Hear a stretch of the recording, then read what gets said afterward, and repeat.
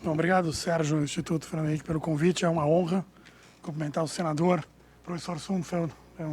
Certamente uma honra compartilhar a mesa com vocês. O Sérgio disse que os economistas são presença obrigatória. Tem uma anedota que, nos países, uma medida de subdesenvolvimento é se os economistas são popstars. Uma medida maior de subdesenvolvimento é se os cientistas políticos são popstars, que é onde nós estamos hoje. O Sérgio disse que para a gente evitar chover no molhado, mas eu vou chover um pouquinho no molhado e como aproveitar a presença do senador e do professor Carlos Aris Sundfeld aqui, eu vou fazer várias propostas, seus gargalos, propostas específicas, algumas utópicas, mas essa a missão da política, não do economista, fazer valer algo que possa parecer, à primeira vista, bastante agressivo. Mas só um pouquinho de chuva no molhado. O custo do frete da tonelada de grão saindo do Mato Grosso para chegar na China, no Brasil, é $190 por tonelada. Sendo que desses $190, são $145 de frete rodoviário. Uma comparação, saindo de Córdoba para chegar na mesma China, são $100 e 66 de frete rodoviário. Você pode argumentar, não, ele tem os pampas são planos. É verdade. Saindo de Illinois, o custo é $75 por tonelada. Desses, $25 de custo de transporte dentro dos Estados Unidos, que é barcaça. Costuma ser bastante barato. Esse é um dinheiro que está sendo jogado no lixo. Ele está sendo jogado no lixo, na área já plantada, e se nós entregássemos o corredor norte, que é sair por Bargaça em cima, por Santarém, nós viabilizaríamos o norte do Mato Grosso como área de plantio agrícola, que hoje é pecuária extensiva, porque o custo de transporte é muito alto para sair por Santos. É quase um almoço grátis. Economistas dizem que não tem almoço grátis, é quase um almoço grátis, porque já está devastado, já não tem floresta, e ia trocar uma atividade de pouco valor por uma atividade de alto valor. Essa é a manifestação do nosso fracasso na infraestrutura. É uma manifestação monetária. Fazer o diagnóstico do senador, eu compartilho totalmente. Eu vou separar em dois grandes blocos: risco e competição. E vou começar com uma anedota. Em 2011, no contexto da preparação para o quarto ciclo regulatório da ANEEL para distribuição, eu fui convidado a dar uma opinião porque a ANEEL decidiu da noite para o dia que já não havia risco regulatório no Brasil. Rapidamente, eu não quero ser inexpugnável, os economistas são inexpugnáveis, eu vou tentar não ser inexpugnável, mas a ANEEL tem um modelo que ela faz uma conta, coloca um prêmio de risco do país e colocava até aquele momento um pequeno prêmio no retorno, que chama de WACC, o retorno que os distribuidores têm, para o risco regulatório. E eles decidiram da noite para o dia que o Brasil já era um país organizado, um país seguro, já estavam sendo promovidos à categoria de país sério, logo eu não preciso mais compensar os distribuidores por risco regulatório. Como se a atividade de distribuição de energia elétrica pudesse ser tratada mais ou menos como renda fixa. Compra energia, vende energia, pega um pouquinho no meio. A gente aprendeu que a atividade de distribuição de energia elétrica está longe de ser renda fixa. Incorreu num risco gigantesco nos últimos tempos, produzido pelo governo. Ou seja, o próprio governo produziu o risco que ele dizia que não existia naquele momento. O governo não só não reconhece, ele causa o risco regulatório, e risco é simples, não é um bicho de sete cabeças, ele se manifesta em preços maiores, em investidores pedindo retornos maiores. O dinheiro, a dona é mobile. Então, antes dele fazer um investimento, ele pode escolher. A não ser que você bote uma arma na cabeça e diga, não, você tem que fazer esse investimento. Quem pode fazer isso é com um investimento público, não o privado. O privado você tem que combinar com ele. Então, o governo criou uma quantidade monstruosa de risco. A MP 759 é uma ilustração cabal disso. Eu vou fazer uma pequena narrativa do que ocorreu. Eu não entendo o mérito jurídico. A CEMIG, aparentemente, pelo que eu entendia, houve uma mudança de paradigma ali da maneira como se interpretava o contrato.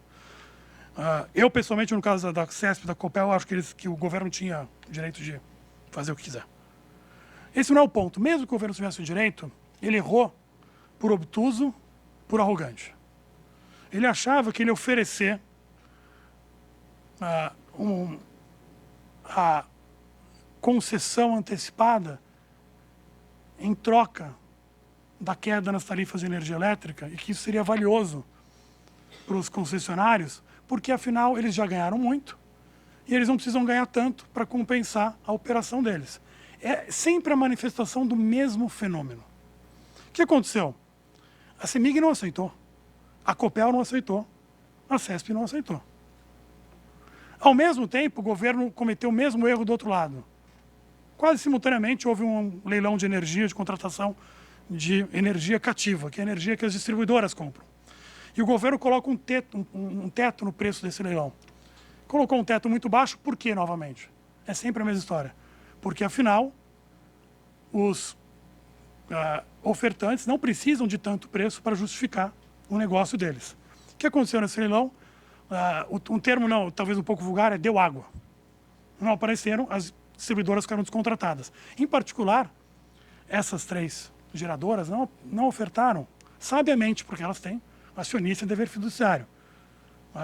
E elas olharam o modelo climático e disseram: o preço vai subir no mercado spot, por que eu vou ofertar e contratar com esse preço teto do governo? É sempre a mesma coisa. Então, uma boa notícia é o seguinte, que esta mania é um bode na sala. O meu orientador me dizia assim, a mim, se referindo aos meus repetidos erros durante o doutorado, o bacana de bater a cabeça na parede é que você sente um alívio quando você para.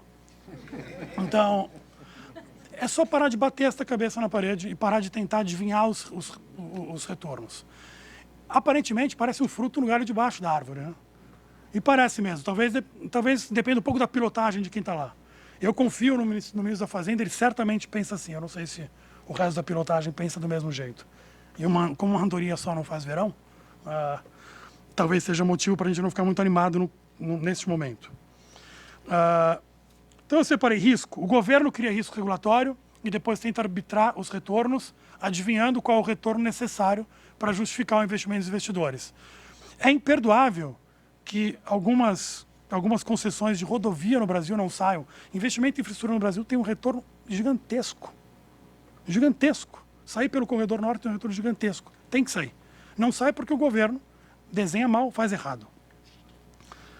Como que desenha mal, faz errado e cria risco?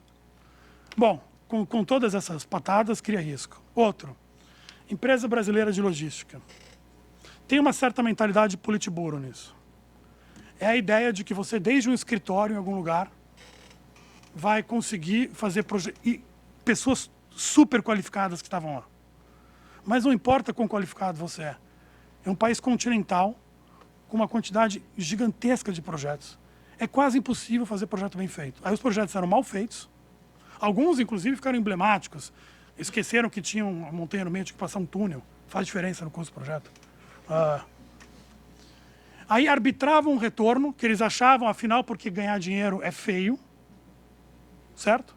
Arbitravam um retorno com um custo errado. O leilão não sai mesmo. Quando era um leilão que era para os concorrentes se estapearem para sair. Esse é talvez ingenuamente, a mim me parece um fruto no galho de baixo da árvore, porque se a gente só parar de bater a cabeça na parede, já vai melhorar bastante. Agora, de onde vem essa desconfiança, acho, senador? Essa desconfiança que o senhor mencionou. Ela vem uma desconfiança intrínseca com competição. Por quê? Mesmo que a gente não mexa em nada no risco, o risco continue altíssimo. Se a gente confiar em competição, o que vai acontecer é que os projetos vão sair caros. E os preços vão sair altos, mas a competição vai encontrar o retorno mínimo necessário para que os projetos saiam. Leilão é um grande mecanismo de descoberta de preço, como a gente diz. Ele vai lá e ele vai buscar. Se tiver competição, ele vai lá e vai buscar. Eu acho que o comando do país nos últimos anos, fora este último ano em parte do governo, eu acho que simplesmente desconfia de competição e tem uma cabeça dirigista que você pode, desde o escritório em Brasília, decidir quanto cada um tem que ganhar, porque afinal eu sou onisciente, onipotente e onipresente. A gente, agora, quando os projetos saíram, durante o segundo governo Dilma, saíram como? É fácil de entender. O risco estava lá. Os projetos estavam mal feitos. Eles saem por duas razões. Nenhuma das duas muito boas.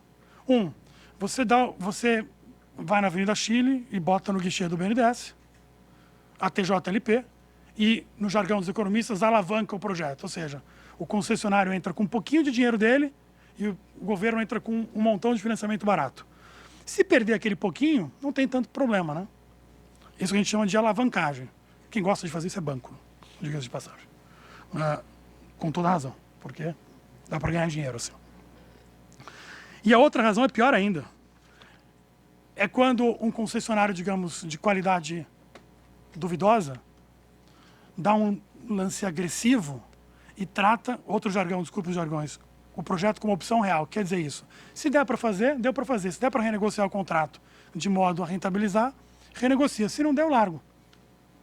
Esse é o pior de todos, né? Porque atrasa, você pega, tem que relistar depois. Esse é horrível.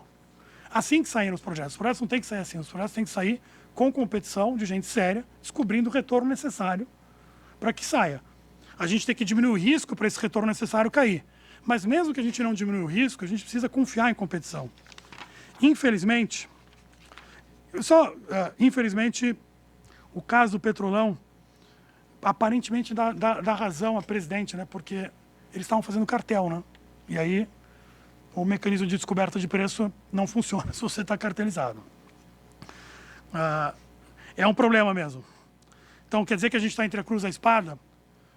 Como vai ter cartel, eu não posso confiar na competição, vou ter que arbitrar os retornos. Vou arbitrar os retornos para baixo, no final, porque tem uma preocupação legítima com modicidade. E os projetos não saem. Eu acho que não. Eu vou fazer várias propostas agora, e algumas delas no tema competição, outras no tema risco. No tema competição, só para não perder o fio da meada, tem uma maneira tão óbvia de fazer, e tem um exemplo na cidade de São Paulo que foi feito com merenda. Ponte é diferente de merenda, tudo bem, mas conceitualmente a ideia é interessante. O governo pode fazer exatamente o que ele faz hoje. Empresa brasileira de logística, estimando os custos, ele arbitra um retorno qualquer e faz a sua conta. Quanto que tem que ser a tarifa máxima. Guarda este número, não divulga. Vai para o leilão. Se sair uma coisa muito absurdamente mais alta do que isso, cancela o leilão. É tão simples quanto isso. Claro, é ruim, você cancela o leilão, vai ter que fazer de novo. Pior ainda é arbitrar e ninguém aparecer no leilão. Pelo menos eu aprendi alguma coisa. E pode ser que, na verdade, o mecanismo de descoberta de preço funcione, tenha competição e venha para baixo. Essa é uma coisa simples, pode ser feita. Foi feita com merenda em São Paulo. Eu tenho os números. Os preços caíram 30%. Você não pode divulgar o preço, porque daí eles vão ancorar e vão fazer cartão em cima daquele preço. Tem que esconder o preço. O secretário, coitado, porque ele escondeu o preço, ele tomou um processo. Parece que ele tinha que dar publicidade. Mas ele mostrou, olha, o preço caiu 30%. Outra coisa, a gente vai precisar, no quesito competição, confiar e reforçar cada vez mais a autoridade de defesa da concorrência. Para não ficar em generalidades, a multa por formação de cartel no Brasil é 20% do faturamento de um ano. Um cartel, em média, opera durante 10 anos. Tem um artigo que pegou cartéis do mundo inteiro. E cobra, em média, 25% de sobrepreço. Sobrepreço é mais ou menos... isso é o faturamento. Ou seja, a punição é menos de 1/10 do ganho do cartel. Você não vai dissuadir ninguém dessa forma. Pode ameaçar com cadeia, pode fazer o que quiser.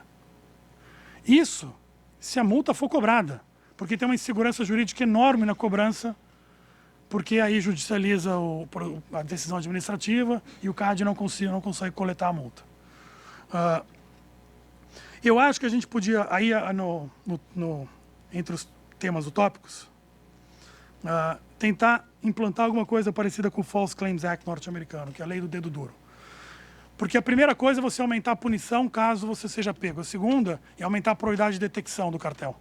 A lei do dedo duro, trocando em miúdos, ela, nos Estados Unidos é assim: se alguém denunciar um caso de corrupção, esse alguém pega um pedacinho da compensação.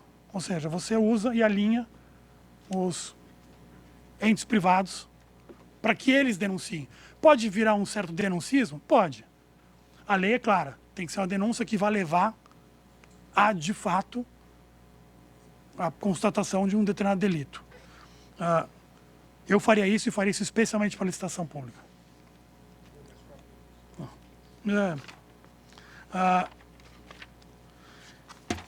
No quesito risco, o grande problema é licenciamento ambiental, falando claramente. Do lado dos investidores, esse é o grande problema. É evidente que o caso Samarco ilustra bastante bem a importância do licenciamento ambiental. Mas mais vale ser mais duro, mais rápido, do que essa incerteza a respeito de prazo. O licenciamento ambiental daquela ferrovia da Vale, acho que é Serra Norte, em Carajás, é um caso emblemático. Na linha das coisas utópicas, tem 3 guichês, tem o federal, tem o estadual, tem o municipal. Eu entendo que a gente vive numa federação e que tem as restrições federativas para isso. Mas, como economista, eu não posso me furtar de dizer que é um absurdo, tem que ter um guichê só. Você vai num guichê e faz. Não só aumenta o custo, mas aumenta o risco. São propostas bastante específicas, que eu acho que são coisas para tirar um pouco o bode da sala, parar de bater a cabeça na parede. Por fim, a gente vai ter que falar sobre financiamento, como foi mencionado aqui. Já não vai dar mais para usar o balanço do BNDES, provavelmente. A gente vai ter que começar a pensar em usar o BNDES de maneira mais inteligente, o balanço que tem. Ele fomentando o mercado de capitais de longo prazo. Nunca tentou-se. Por quê? Porque é difícil mesmo. Você está num problema de ovo e galinha. Não tem mercado de longo prazo porque tem o BNDES dando. Mas por que não tem o BNDES dando? E o BNDES está lá concedendo porque não tem mercado de longo prazo. A gente vai ter que sair dessa armadilha e agora é urgente, porque agora a gente vai precisar do financiamento privado. E o BNDES pode ainda ter um papel fundamental. Ele pode funcionar como banco de investimento. Ele pode garantir demanda de debêntures de longo prazo de projetos de infraestrutura. Ele pode garantir como fazedor de mercado, como se diz, a tradução é péssima, que é ele carregar esses títulos e ser vendedor e comprador para dar liquidez no mercado. Um problema com o mercado de título no Brasil é falta de liquidez. Você entra, se você comprar uma ação da Petrobras, talvez seja até o momento de fazer, não faça. Você pode ser que ela caia de preço, mas você sempre pode ir lá e vendê-la e liquidar, ela é líquida. O mercado de títulos não é. E o BNDES pode cumprir esse papel. Sair do papel de mão forte para um papel de mão suave. Um papel que usa mais os sinais de mercado, que usa mais a inteligência de quem está na ponta, vendo o que precisa e quanto as coisas valem e quais são os retornos necessários. Eu acho que essa mudança cultural que o senador mencionou é imprescindível. Eu acho que no último governo, eu desconfio que tinha um problema ideológico também, que é pior ainda. E se a gente não confiar em competição e o governo não parar de criar risco, a infraestrutura não vai andar. Agora, algumas frutas estão no galho de baixo. E se a gente só mudar a mentalidade, eu acho que já anda bastante, mas tem que mudar. Obrigado.